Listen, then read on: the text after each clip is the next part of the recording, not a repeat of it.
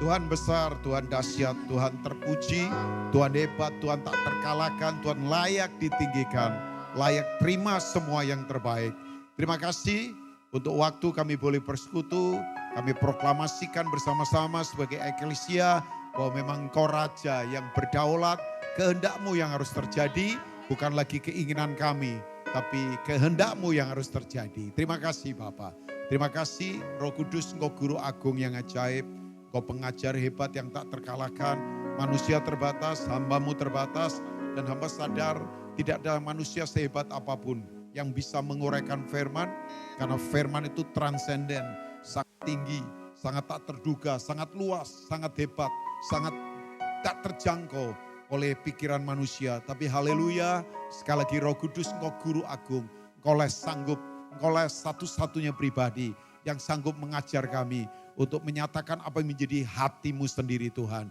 Sekali lagi urapi hamba-Mu, bantu hamba-Mu untuk mengkomunikasikan firman-Mu dengan cara yang sungguh-sungguh sederhana, supaya kami semua mengerti apa yang menjadi kerinduan hati-Mu. Hamba berdoa, lepaskan firman-Mu, firman yang menyembuhkan, firman yang menguatkan, firman yang membuat yang gemetar jadi dikuatkan, firman yang membuat yang penat jadi dilegakan, firman yang membuat pintu tertutup jadi terbuka, firman yang tidak terbatas, firman yang mengalahkan penyakit, firman yang mengalahkan semua sistem dunia, firman yang membuat kami tetap tegak berdiri di situasi yang tidak mudah. Sekali lagi, urapi hamba-Mu, urapi kami semua. Tuhan, biar kami mengenal firman-Mu, mengenal pribadi-Mu, mengenal karakter-Mu, mengenal jalan-jalan-Mu, dan kami berjalan dalam pengenalan yang benar. Sekali lagi, bantu hamba-Mu untuk menyatakan isi hati-Mu. Dan kami kembalikan hormat, pujian, kemuliaan, kejayaan, kebesaran dari kekal sampai kekal. Engkau layak terima itu sebagai Raja, segala Raja. Dalam nama Tuhan Yesus, GPI Rock Royal yang siap mendengar firman dan melakukannya. Mari katakan amin, amin. Silakan duduk. Shalom Bapak Ibu. Maafkan kalau saya salah sebut GPI Royal, ini menorah ya ternyata ya. Nah, senang bertemu Bapak Ibu walaupun sudah cukup lama, kira-kira kita terakhir ketemu lama sekali ya. Jadi senang bersama Bapak Ibu, thank you untuk kepercayaannya untuk saya ada di tengah-tengah saudara. Nah, tidak tahu kenapa tanpa merasa bahwa saya sudah kuat pada titik ini, tapi saya ingin coba membawa kita, kan saudara punya tema bagus ya, kalau nggak salah tentang keluarga yang menyembah ya. Jadi ya penyembahan sudah dijelaskan oleh senior pastor ya, Pastor Timotius Arifin, bahwa penyembahan bukan hanya sekedar nyanyian kan. Penyembahan itu begini, menurut saya ini penyembahan yang perlu kita pikirkan. Sikap hati yang bergantung total pada Tuhan dalam segala keadaan dan di setiap keadaan. Nah itu worship. Jadi tiba-tiba saya kaget sendiri lagi. Ya tiba-tiba jadi keras. Penyembahan bukan sikap tubuh. Penyembahan bukan soal nyanyian. Penyembahan bukan soal main musik. Ya itu ekspresi saja kan. Tapi penyembahan adalah sikap hati kita. Di mana kita bergantung total pada Tuhan. Di setiap keadaan dan dalam segala keadaan. Sikap hatinya. Sebab maaf ya, ada orang bisa saja nunduk. Tapi tetap sombong. Oh bisa. Ada orang bahasa rohnya kenceng, tapi bohongnya kenceng di bisnis. Bisa? Oh bisa banget. Oh iya dong, karena ini soal sikap hati yang kembali kepada apa yang menjadi kehendak Tuhan dalam kehidupan kita. Nah saya tahu penyembahan tertua di dunia adalah ketika penyembahan tertuju pada aku. Makanya aku itu penyembahan tertua di dunia. Itu kan dijelaskan di Yesaya pasal 14. Aku mau naik, aku mau duduk, aku mau bertata, aku mau bersemayam, aku mau mengatasi yang maha tinggi. Nah itu Lucifer itu. Ya Yesaya pasal 14 kan. Aku itu ada 5 kata aku. Aku. Aku itu adalah sistem yang tidak mau hidup dalam kerajaan Allah. Aku kan, yang penting aku. Ya, makanya orang khotbahkan begini, aku ini dikalahkan oleh 5 luka di salib. Luka tangan kanan pekerjaan, luka tangan kiri juga pekerjaan, luka kaki perjalanan hidup, lambung itu bicara hati, dan kemudian mahkota duri itu pikiran.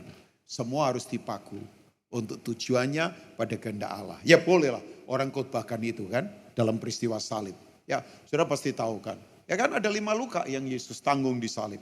Tangan kanan, tangan kiri, kaki, lambung, kemudian pikiran. Itu mesti disalibkan. Makanya aku yang kaku ini, yang tidak laku harus segera dipaku. Tuh, aku yang kaku, yang tidak laku ini harus segera dipaku. Oh itu bahasa saya. Jadi ya itulah itu. Nah saya nggak akan mengajak saudara kemana-mana. Tapi memang saudara, orang kalau hidup dalam keakuan, ini salah satunya akan terjadi hal yang saya sebut dengan ini. Bisa saja orang tawar hati dalam kehidupan sekarang. Nah makanya saya mengajak saudara, yuk kembali lagi loh fokus pada penyembahan yang benar sebagai keluarga. Nah izinkan saya berbagi 2 Corinthians chapter 4. 2 Korintus 4, coba kita lihat ayat 16 sampai 18. Jadi intinya khotbah saya hari ini adalah begini, saudara jangan tawar hati. Karena orang kalau hidup dalam penyembahan tidak akan tawar hati. Nah apa itu tawar hati? Ya tawar hati kalau saudara googling banyak lah artinya. Tawar hati itu begini, orang nggak mampu lagi punya kekuatan untuk melanjutkan hidup. Ya tawar hati itu begini, orang kemudian begini bisa mundur dalam kehidupan. Tawar hati membuat orang begini, nggak lagi menyala-nyala dalam Tuhan. Ya, nah saya ingatkan, saya punya potensi tawar hati. Saya punya potensi membuat orang tawar hati. Saya punya potensi dikuasai oleh ketawaran dalam hidup. Tapi saya putuskan untuk tidak mau tawar hati. So begini, orang kalau mengalami Tuhan, memang lain Bapak Ibu. Nah penyembahan kan harusnya ke sana, membuat kita berkobar. Tolong ya, nggak tahu. Tiba-tiba saya ingatkan ini, saudara jangan datang ke Tuhan semangat karena punya kepentingan. Ya kalau nggak hati-hati orang sekarang datang ibadah dapat apa saya? Keren nggak tempatnya? Pembicaranya bagus nggak? Jadi begini orang semangat karena punya kepentingan. Makanya begitu kepentingannya terganggu bisa saja nggak semangat. Saya tidak mau melayani karena itu. Ya. Saya kira-kira ya, saya kan tahu siapa saya yang di dalam ya. Maksudnya saya tahu apa yang ada di dalam saya kan. Saya belajar dalam hidup ini. Kalau motivasi sudah enggak salah, saya bilang sama Tuhan, Tuhan tolong batalkan semua hal. Termasuk jadwal di depan ini yang memang Tuhan enggak berkenan. Karena enggak ada artinya Bapak Ibu. Kalau motivasi saya sudah, ya saya sudah berkeputusan mau cari apa sih? Cari terkenal? Enggak lah. Cari apa? Ya. Nah, tawar hati membuat orang kemudian begini. Nanti hitung-hitungan dalam kehidupan. Orang gampang kecewa. Pembunuh iman terbesar menurut saya. 1 kenyamanan, 2 kekecewaan. 2 aja ini. Makanya saudara lihat orang kecewa. Pasti begini, gampang menolak dalam kehidupan. Nanti kita bacalah beberapa ayat. Dalam penyembahan itu membuat kita gak akan jadi tawar hati. Tawar hati itu menyerang orang dari dalam. Siapa saja bisa tawar hati termasuk pendeta. Karena ini menyerangnya di dalam bukan di luar. Nah, saya mengajak saudara yuk jangan tawar hati. Nah Paulus berkata begini. Coba kita lihat ayat 16 dari 2 Korintus pasal yang keempat. Ya saya akan 2 Korintus. Ini 1 Korintus. 2 Korintus ya. Korintus adalah kota yang pertempurannya melawan spirit, roh setan. Namanya Afrodit. Kalau Efesus kan Artemis. Ya, Afrodit saudara tahu? Dari penyembahan perjinahan ini muncul 2 roh. Satu Phobos. Saudara tahu Phobos? Dari kata itu muncul fobia. Ketakutan tanpa alasan. Ya, sekarang banyak orang ketakutan kan. Ya apa sih namanya? Katanya mental health gitu. Orang sekarang kena di mental banyak sekali. Itu yang terjadi sekarang. Ya, nggak ada apa-apa takut. Takut gimana keamanan, takut masa depan, takut bagaimana kehidupan, takut anak-anak gimana, takut ini lari kemana ini apa ini yang terjadi. Semua tidak pasti sekarang. Ya betul kan, semua tidak pasti karena hanya firman yang pasti. Kita ada di mana ya sekarang terjadi keanehan kan. Yang tidak pasti-pasti, yang pasti tidak pasti. Jadi kepastiannya tidak pasti, ketidakpastiannya pasti. Jadi kita ada di situasi di mana tidak pastinya pasti, pastinya tidak pasti. Ketidakpastian yang pasti, tapi kepastian yang tidak pasti. Saya saja yang bicara bingung apalagi saudara ya. Jadi ketidakpastiannya pasti, kepastiannya enggak pasti. Pasti yang tidak pasti yang pasti. Keamanan tidak pasti, itu pasti. Ekonomi enggak pasti, itu pasti. Kawasan semuanya enggak pasti, itu pasti. Cuaca enggak pasti, itu pasti. Ketidakpastiannya pasti, kepastiannya tidak pasti. Kita ada di situasi itu. Yang pasti cuman kerajaan Allah.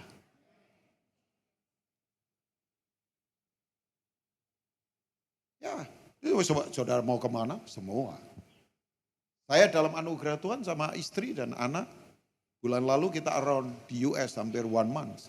Kita pergi untuk pelayanan, diundang aja di beberapa tempat yang memang kita belum pernah pergi. Sama juga pertempuran mereka. Saya ada di pedalaman kan, saya sering ke pedalaman. Sama juga pertempuran. Saudara mau di mana saja sama pertempurannya. Ya, nah saya mengajak saudara yuk sebagai keluarga yang menyembah Tuhan, miliki hati seperti ini. Nah, roh kedua kan selain phobos tadi adalah eros. Eros itu nafsu tidak terkendali. Ya. Nafsu saudara tahu ya, selalu mengorbankan untuk kepentingan diri sendiri. Kalau kasih selalu memberkati walaupun dirinya berkorban. Jadi jalan kasih dan nafsu itu beda jauh. Jadi di mana ada orang dikorbankan demi orang lain, demi dirinya kaya, itu jalan nafsu. Tapi kalau kasih enggak, selalu memberkati walaupun dirinya berkorban. Orang yang hidup dalam kasih itu begitu pintu kesempatan terbuka, selalu mendahulukan orang lain untuk masuk dulu, dirinya belakangan. Ya langka yang beginian. Sudah tahu ini orang lemah lembut. Lemah lembut itu praos, berani mundur 1 langkah supaya orang lain bisa maju 2 langkah. Nah kekristenan tuh levelnya harus sampai begitu. Jadi kalau ada pengusaha, orang di sekitarnya nggak diberkati, ya belum pengusaha Kristen.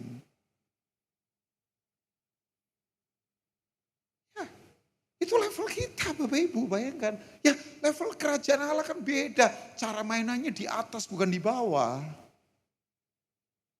Kok sedih ya denger ini Bapak Ibu ya? Ya saya tetap khotbahkan aja. Sebab itu kami tidak tawar hati. Tetapi meskipun manusia lahiriah kami semakin merosot. Namun manusia batinia kami dibarui dari sehari ke sehari. Ya itu bahasa aslinya. Aduh. Kok lupa, saya punya catatan. Anak kain tonai ya Bapak. Coba saudara cek aja. Agak panjang sih itu. Ini artinya begini. Faktor utamanya dari Tuhan yang terus memperbarui kita. Jadi memang enggak langsung selesai semua. Ini proses. Ya, tapi dibarui dari sehari ke sehari. Manusia batinnya dibarui. Nah dalam penyembahan kan manusia batinnya kita dibarui. Termasuk mentalitas kita Bapak Ibu. Mentalitas kita terus dibarui kuat dalam semua aspek kehidupan. Nah ya itu. Coba kita lanjut ke ayat 17. Sebab penderitaan ringan yang sekarang ini mengerjakan bagi kami kemuliaan kekal yang melebihi segala-galanya. Jauh lebih besar daripada penderitaan kami. Bayangkan kalau yang bicara ini Ruben Ong saudara jangan percaya. Paulus sih. Terapung-apung di laut. Dianiaya, dilempar batu. Diseret di pasar. Bayangkan, dia bilang sebelum aku kenal Kristus aku duduk di depan, terhormat secara manusia. Aku di mazhab yang namanya Farisi, aku anggota Sanhedrin yang punya banyak privilege. Ya, tapi ketika aku kenal Kristus, aku dikejar-kejar kayak anjing. Aku seringkali kelaparan, puasa karena terpaksa karena nggak ada makanan, kedinginan, diborgol, di penjara. Ini yang dia katakan, tapi dia coba lihat. Dia bilang begini, penderitaan ini ringan ya. Bahkan dia melihat penderitaan, itu sebagai platform untuk dia melihat kekekalan. Ya sudut pandangnya kan lain Bapak Ibu ya. Enggak terintimidasi.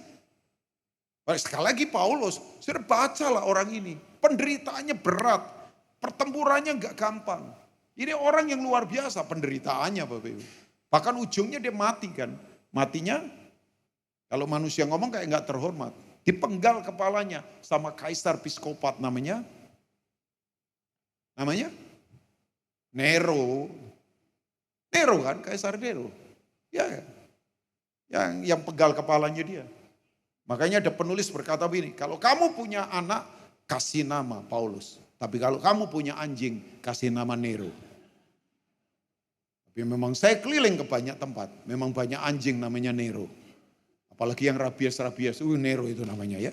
Nah betul kan, ada penulis sampai berkata, saking menggambarkan kejamnya Nero. Nero ini waduh, main politiknya jahat banget. Dia bakar Roma supaya orang Kristen dianiaya karena dia berkata, ini yang membakar adalah orang Kristen pengikut Kristus.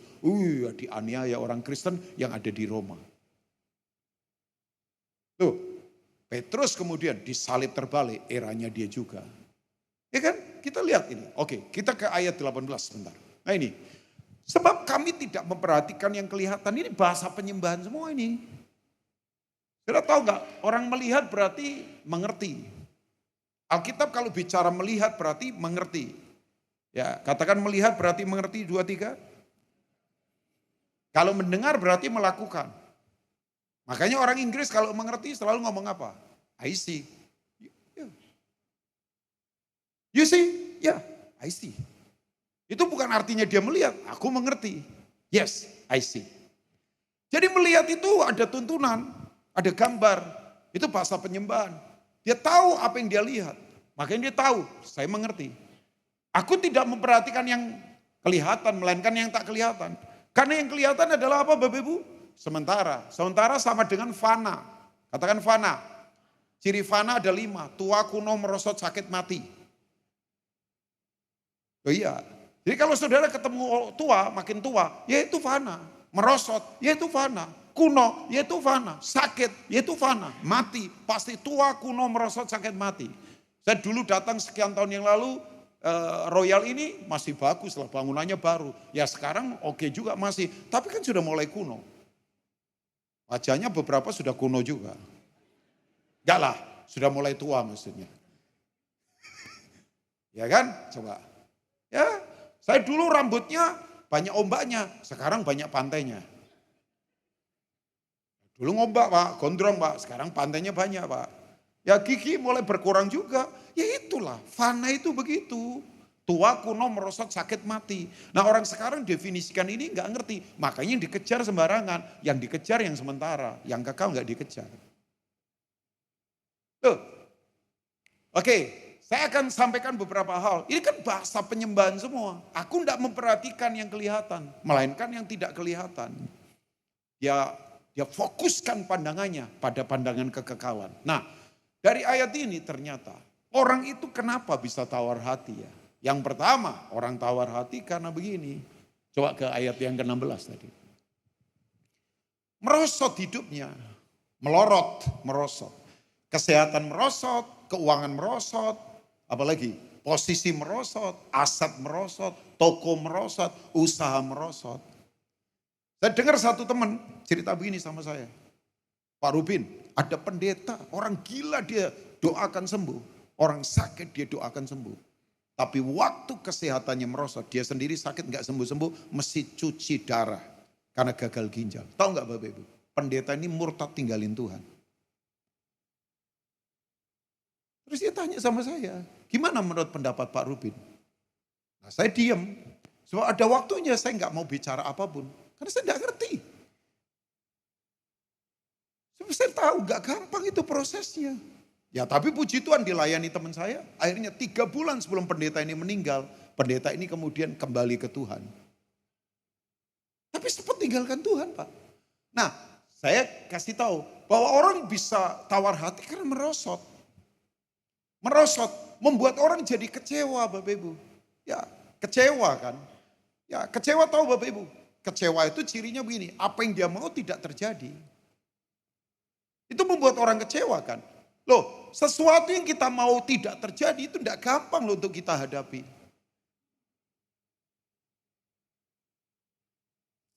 Saya baca satu buku, judulnya agak unik sih. Dusta Putih. Aneh sih itu buku judulnya, Dusta Putih. Dusta kok putih. Tapi itu cerita tentang banyak misionaris yang mengalami penganiayaan luar biasa. Salah satunya adalah Richard Wurmbrand. Tidak tahu saudara pernah dengar atau tidak. Itu kira-kira tahun ya, mungkin 60-an, 70-an. Rumania itu masih dijajah Uni Soviet. Komunis. Jadi bayangkan komunitas orang Kristen sering dianiaya. Satu kali Richard lagi itu mimpin Holy Communion sekarang ini. Nanti kan kita ada perjamuan kudus ya Pak. Ya, jadi lagi mimpin. Nyanyi pelan-pelan karena takut ketahuan. Yaitu pemerintah komunis. Gak tahu kenapa ada yang ngelaporin. Tiba-tiba beberapa tentara datang grebek langsung. Pas mereka lagi perjamuan kudus.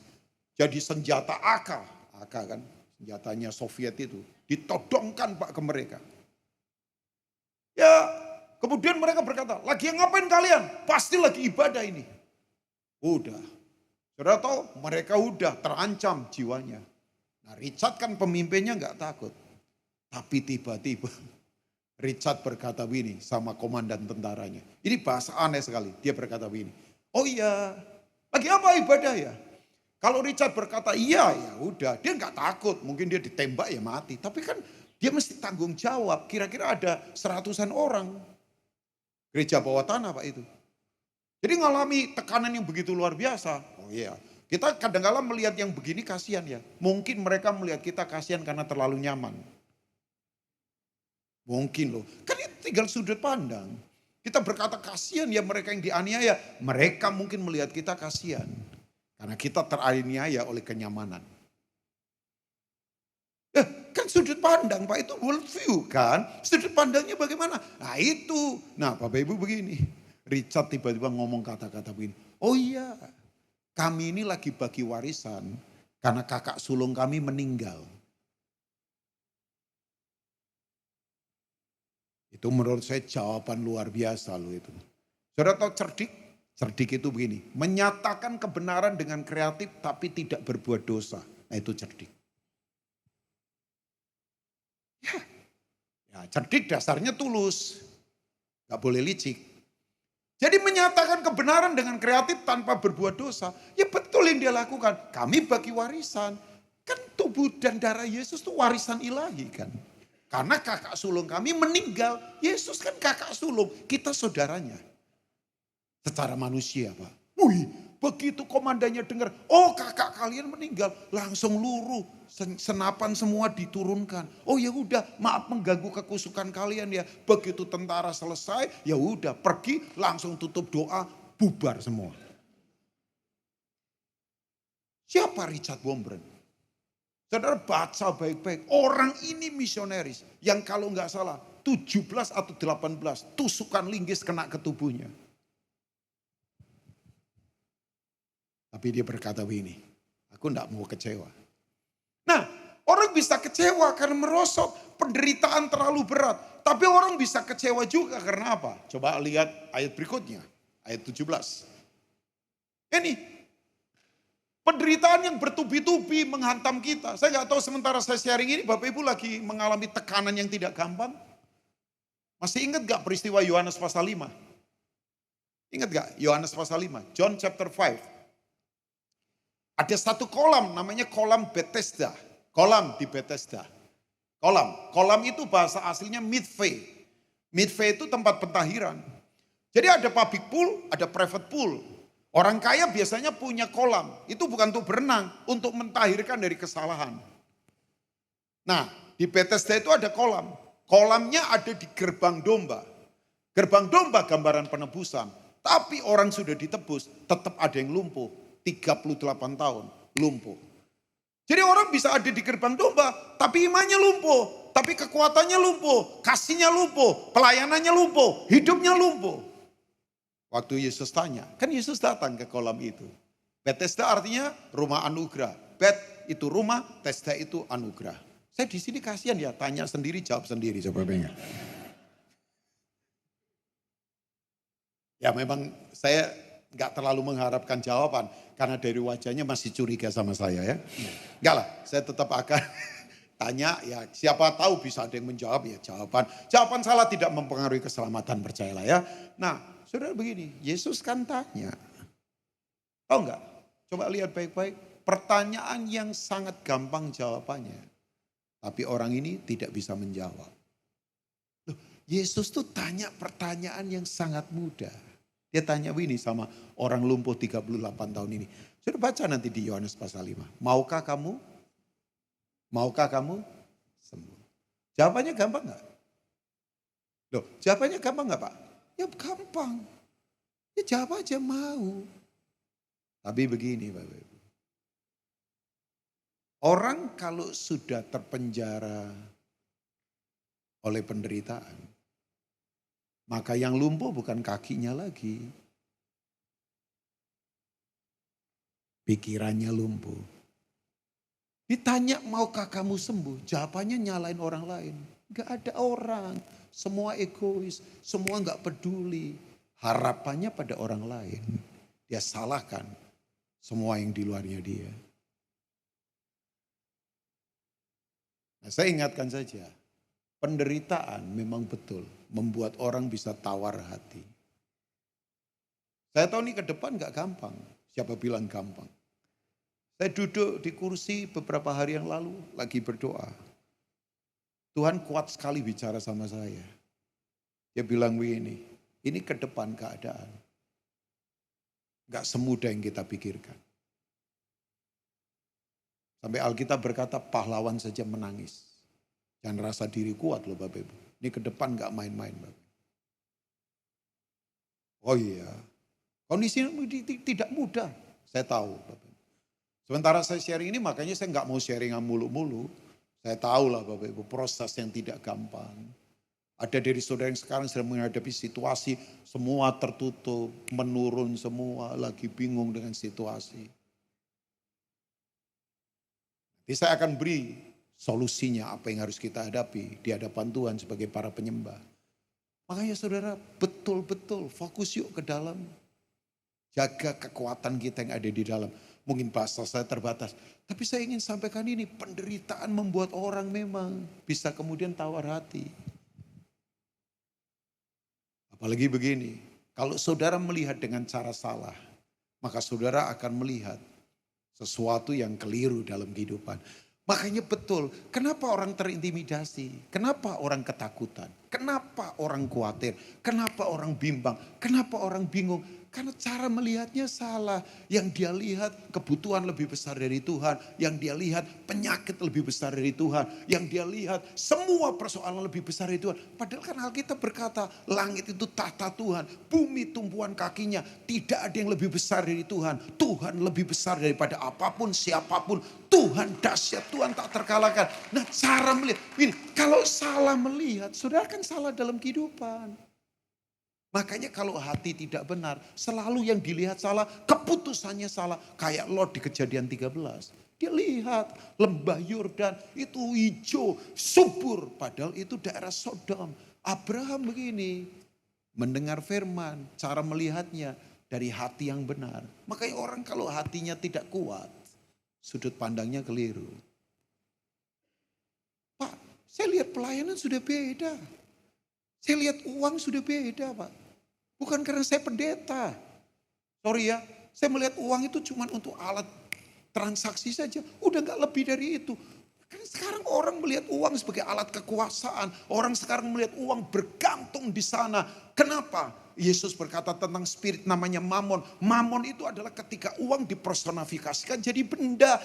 Jadi pribadi. Benda jadi pribadi. Makanya sekarang uang sudah bukan lagi sebagai alat kekuasaan. Uang sudah jadi kekuasaan itu sendiri. Saya melihat uang dalam sudut pandang beda. Uang itu memang sistem dunia. Saya butuh uang. Tapi saya nggak mau uang menjadi Tuhan saya. Sudut pandang saya beda Pak.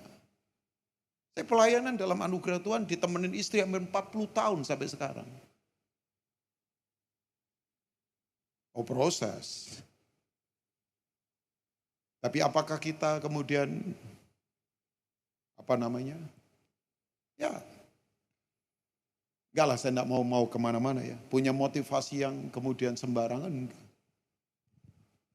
Oh proses. Ya sudah selesai. Istri saya mesti operasi karena CA ganas tahun lalu. Udah, ya dia lagi treatment sekarang. Ya proses. Ya, dalam perjalanan. Nah saya mau membuat saudara yuk kembali ke sudut pandang yang kuat dalam kehidupan. Jangan mau tawar hati. Seorang penyembah itu orang yang begini. Cara sudut pandangnya lain. Gak akan dikalahkan oleh apapun. Makanya betul kalau hati sudah salah semuanya salah Bapak Ibu. Saya duduk tadi berkata, Tuhan, ya, kalau ada hal yang paling saya jaga adalah titik ini. Nah, tolong begini, yuk jangan mau terintimidasi, jangan tawar hati. Sekarang saya akan tutup dengan beberapa hal ini. Saudara, dalam keluarga yang menyembah, sekali lagi, bagaimana caranya ya supaya kita tidak memiliki, yaitu discourage, hati yang menyerah, apa itu, gampang mundur, kehilangan kekuatan untuk melanjutkan kehidupan. Yuk, situasinya tidak mudah, tapi percayalah, akan ada banyak tuntunan besar yang akan Tuhan lakukan. Bahkan saya yakin di depan ini saudara akan mengalami banyak keterkejutan dari harapan kita di hadapan Tuhan. Akan ada keterkejutan karena kita berharap pada Tuhan yang betul-betul luar biasa. Nah sekarang, apa sih yang membuat kita tidak tawar hati? Yang pertama, coba kita ke ayat berapa ya? Coba saya tadi udah baca di ayat 18.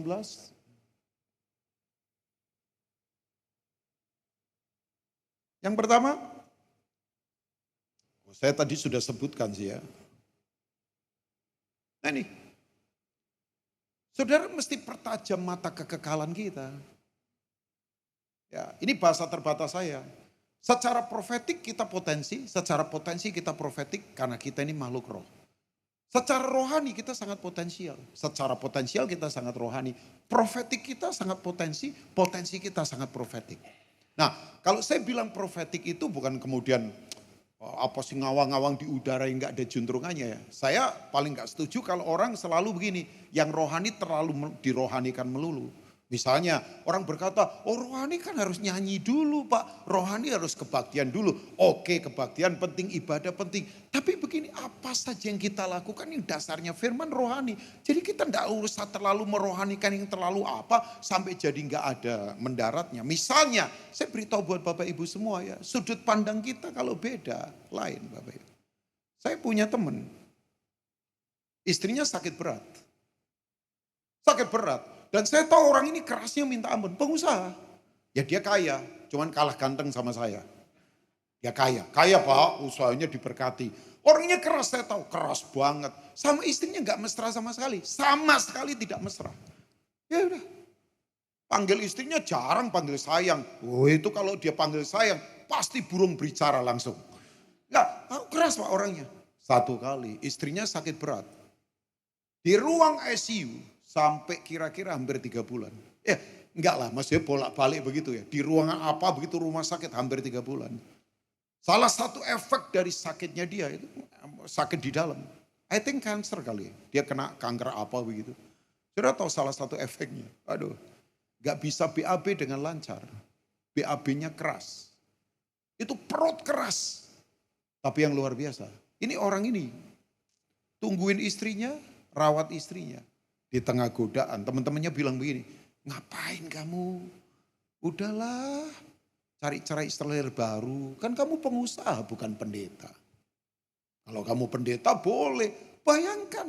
Kan memang di sekitar kita kadang-kala ada sontoloyo begini Pak. Yang coba menggoda. Ini pria Pak, masih belum terlalu tua, digoda. Tapi yang saya lihat Bapak Ibu, powerfulnya begini. Dia rawat istrinya. Dan Bapak Ibu tahu, diambilin BAB istrinya yang keras. Dia pakai kantong plastik. Dia doakan istrinya. Proses. Sampai kemudian begini. Istrinya sehat sekarang. Ya masih proses juga tapi sehat. Saya ketemu mereka. Saya begitu lihat dia. Saya bilang begini sama teman saya ini. Ya saya nggak sebutkan namanya. Nanti saudara googling siapa ini namanya ya. Saya nggak akan sebutkan namanya. Ya. Untuk sebutkan sebelumnya nggak apa-apa, tapi saya nggak mau sebutkan. Saya bilang begini sama dia, saya tuh melihat Tuhan loh dalam hidupmu. Karena apa yang kamu lakukan itu rohani sekali. Rohani nggak harus nyanyi dulu kan. Rohani nggak harus ada di kebaktian dulu. Penting ibadah. Saya bukan ngomong nggak penting ya Pak, jangan salah mengerti. Tapi kemudian begini, oh iya, saya melihat Tuhan. Saya kemudian tanya begini sama dia, kamu bisa begini kenapa? Oh iya Pak Rubin, saya kembangkan mata kekekalan. Karena buat saya di sini nggak terlalu penting. Maksudnya Saya kembangkan kekekalan, mata kekekalan di depan. Oh, saya bilang iya ya.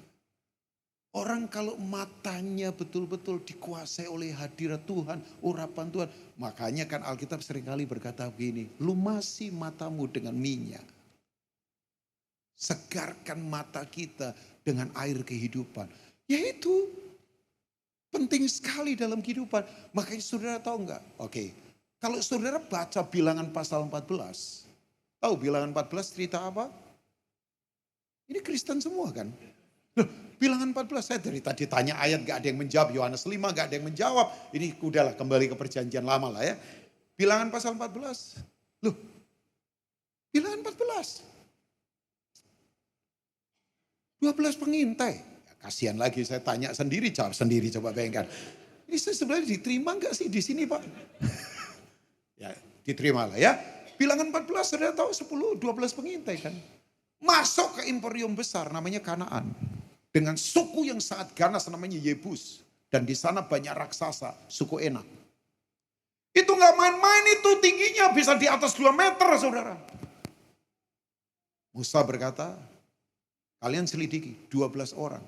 Makanya kalau saya bilang, Israel punya intelijen terbaik di dunia. Ya sudah dari Bilangan 14. Loh, 12 orang tanpa disertai tentara bisa masuk ke imperium, selidiki semua. Presisinya luar biasa, informasinya tajam. Pulang bawa anggur. Dari mana itu? Gak pakai tentara. Loh, makanya mereka kalau intelijen hebat, ya udah sudah baca dari itu. Cuman begini masalahnya. Begitu pulang, 10 sudut pandangnya lain. Yang 2 beda. Sudut pandang. Ya kan?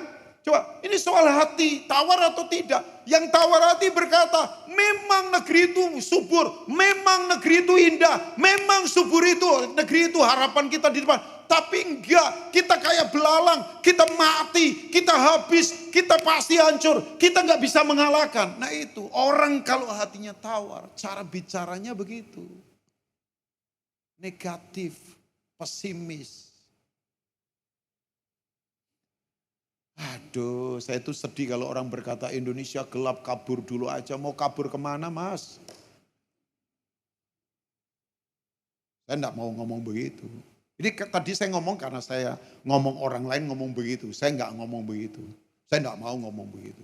Saya selalu berkata Indonesia baik, Indonesia diberkati, eklesia Indonesia akan bangkit, Indonesia akan mengirim banyak misionaris, Indonesia akan dilawat Tuhan. Iyalah Pak. 10 pengintai ngomong negatif. 2 orang saja yang perkataannya benar. Satu namanya, saya tidak akan bahas Yosua. Yosua orang? Terserah Pak Rubin orang mana. Orang Efraim. Terserahlah. Mau orang Mojokerto, mau orang Pandaan, terserahlah. Enggak lah, Yosua orang Efraim. Makanya kenapa kemah kemudian ada di Silo?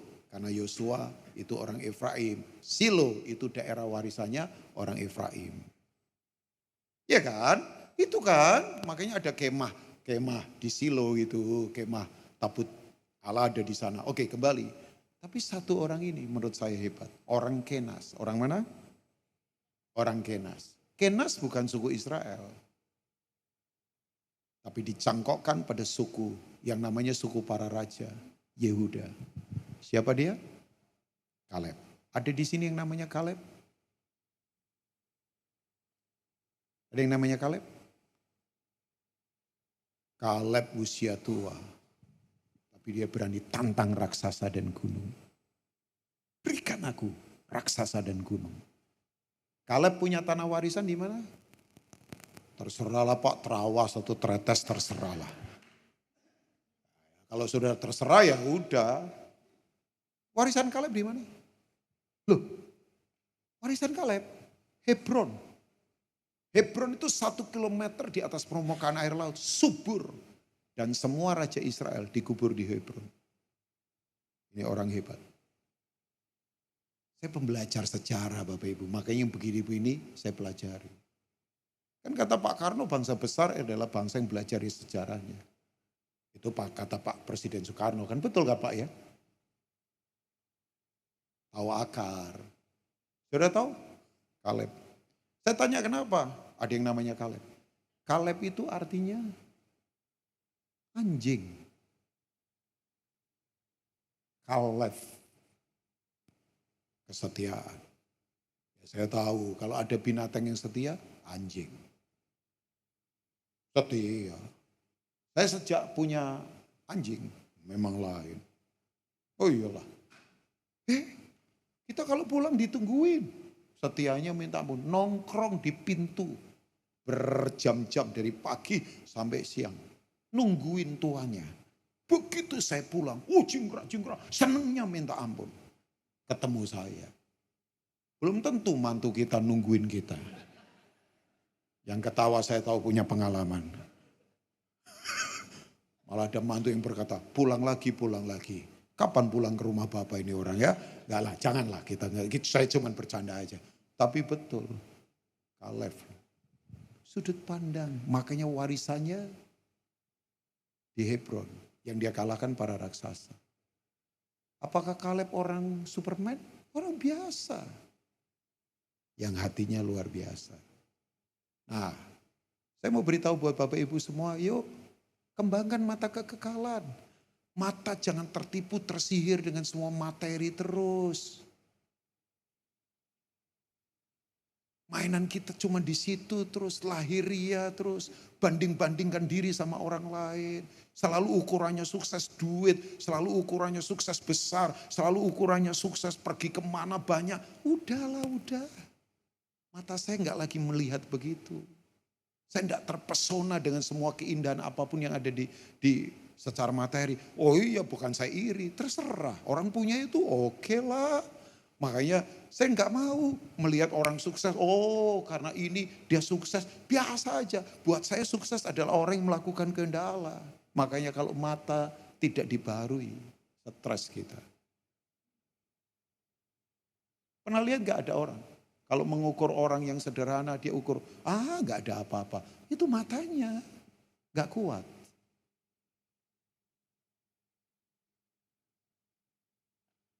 Ya, sudah mau selesai, haleluya. Ya, udah, saya kan lihat waktu. Saya bersyukur di sini enggak ada timekeeper ya. Jadi, karena saya lihat waktu, saya tahu waktu, percayalah. Ya, saya tahu waktu, saya hargai waktu. Oke, kembali. Yang kedua, saya sudah sebutkan tadi. Kita punya potensi untuk tawar hati. Kita punya potensi untuk membuat orang sekitar kita tawar hati. Tapi tolong putuskan, jangan tawar hati. Saya tutup ya dengan beberapa ayat ini. Saudara tahu enggak? Di Bilangan pasal 16 terjadi peristiwa apa? Wajahnya bingung lagi. Bilangan 16 terjadi pemberontakan. Yang memberontak orang Lewi. Dikomandai oleh Korah. Korah, Datan, Abiram memberontak. Ya, masa cuma Musa yang dipakai Tuhan? Enggak kali, kami dipakai Tuhan juga. Ya Musa orang lembut berkata, ya udah besok kita berdoa. Begitu mau berdoa, Tuhan bilang sama orang Israel, pisahkan diri kalian dari Korah. Keyboardis boleh maju ke depan enggak? Pemain keyboard saja. Yang drum nanti dulu ya, saya nge-rap lagi nanti. Ya enggak apa-apa, yang keyboard. Kita kan sebenarnya sudah selesai kan. Saya tahu kalau gereja karismatik, kalau tim musik sudah maju, ya udah mau selesai. Makanya sebelum mereka maju, saya suruh mereka maju dulu. Ya main pelan-pelan apalah, kasih C boleh ya. Nah, Bapak Ibu tahu enggak? Tiba-tiba, ini enggak main-main, tanah terbelah. Korah, Datan, Abiram nyemplung di tanah. Dibakar api, gosong. Kematangannya saya enggak tahu well done atau apa, saya enggak tahu. Tapi mereka mati, 250 orang. Ngeri Bapak Ibu. Tapi yang saya kagum, keturunan berikutnya. Yang dianggap pemberontak, mungkin dianggap orang terkutuk, mungkin kali ya. Coba sepotong ayat bagus banget. Bilangan 26 ayat 11. Mereka punya potensi untuk mereka tapi coba lihat. Tetapi anak-anak Korah apa? Iman tidak mati, hati tidak mati, pelayanan tidak mati, kasih tidak mati, penyembahan tidak mati, disiplin tidak mati, komitmen tidak mati. Tidak mati. Nah, saya mau kasih contoh. Korah ini kalau di bait Allah pelayanannya adalah mengambil air, membersihkan bekas-bekas darah sembelihan domba. Tapi saya kaget, Mazmur mereka intimnya minta ampun. Coba Mazmur 42.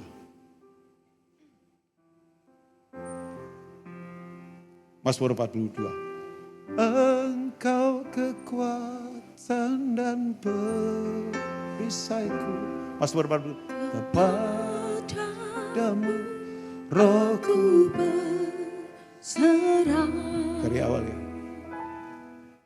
Seperti Mazmur 42 boleh tampilkan?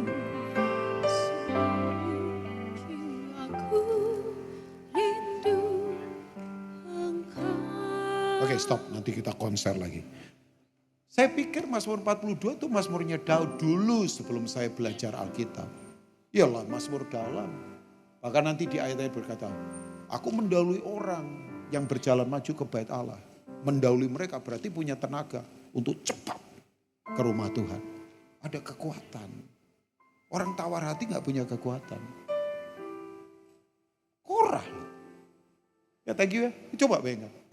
Bergerak maju dalam kepadatan manusia gak peduli. Mendahului mereka. Melangkah ke rumah Allah dengan suara sorak-sorai. Nyanyian syukur dalam keramaian orang-orang yang mengadakan perayaan.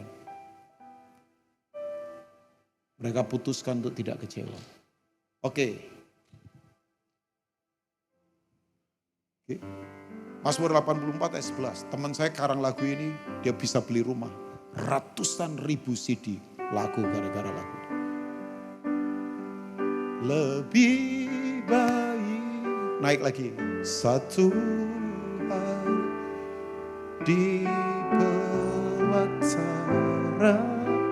Oke stop, udah. Karena waktu ya. Siapa ini yang Mazmur ini? Korah.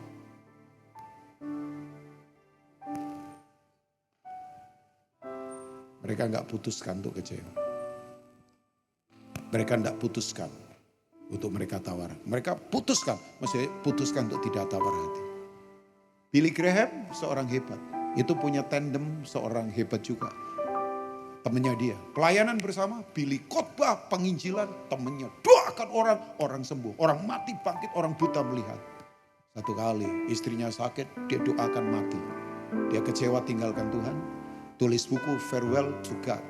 Dia bikin kalau nggak salah namanya Princeton Theological University. Kalau nggak salah ya, coba cek saja. Mengajarkan Kristen progresif, aliran Arianisme yang berkata Yesus itu hanya ciptaan. Di ujung pelayanannya sudah tua, ditanya wartawan, menurut kamu Yesus itu siapa? Sudah tahu jawabannya. Dia hanya tokoh moral yang nggak ada bedanya dengan Nelson Mandela, Ibu Teresa. Matanya kosong. Billy goncang. Orang ini bilang, Billy gak ada Tuhan. Billy naik ke atas, doa di bukit kira-kira 3 hari. Turun, dia putuskan tetap pelayanan sampai usia 90 tahunan. Billy meninggal. Sudah tahu, Billy Graham berkata begini, saya tidak harus mengerti dengan apa yang saya percayai. Makanya saya percaya supaya saya mengerti. Supaya saya percaya kalau saya tidak percaya, pasti saya tidak mengerti. Ya saudara ngangguk sebenarnya masih kurang mengerti ya. Gak apa-apa juga. Tapi saudara tahu, orang itu namanya siapa? Charles Templeton. Orang buta melihat, orang mati bangkit, orang lumpuh berjalan. Ujungnya gak finishing well. Tawar hati.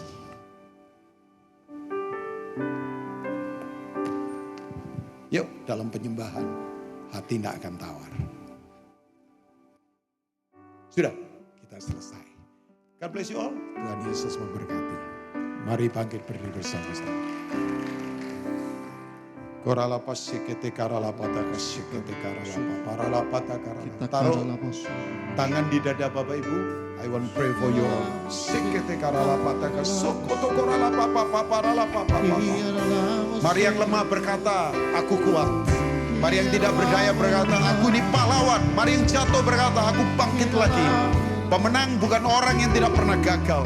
Pemenang adalah orang yang selalu bangkit di setiap momen apapun. Karena Tuhan bersama dia.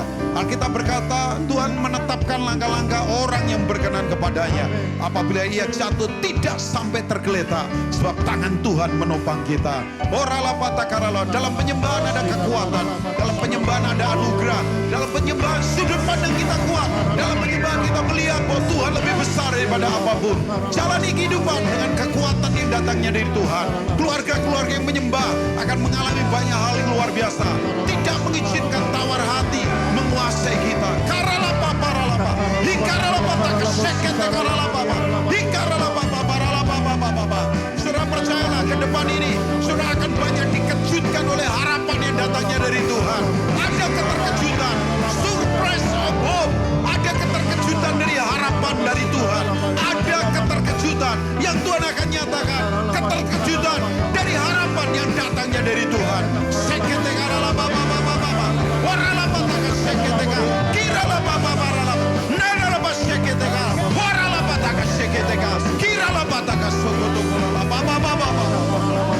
Thank you Lord. Thank you Lord. Berkati umatmu yang ada di GPI Rock Menorah ini. Tuhan kuatkan mereka. Kami tahu dari tempat ini akan muncul untuk orang-orang yang kuat, yang tidak tawar hati, yang berkata Tuhan kekuatanku, pada siapa aku harus takut. Orang-orang yang akan bergerak melampaui apa saja, bahkan dampaknya akan lebih besar daripada nama dan gelarnya. Karena kami orang-orang yang kuat seperti Bani Korah yang bangkit dengan mazmur yang begitu dahsyat, yang memberkati banyak orang. Terima kasih untuk apa yang kau sudah sampaikan. Hamba terbatas, biar firman ini termeterai di hati kami. Dalam nama Tuhan Yesus, haleluya. Mari katakan, amin. Tuhan memberkati.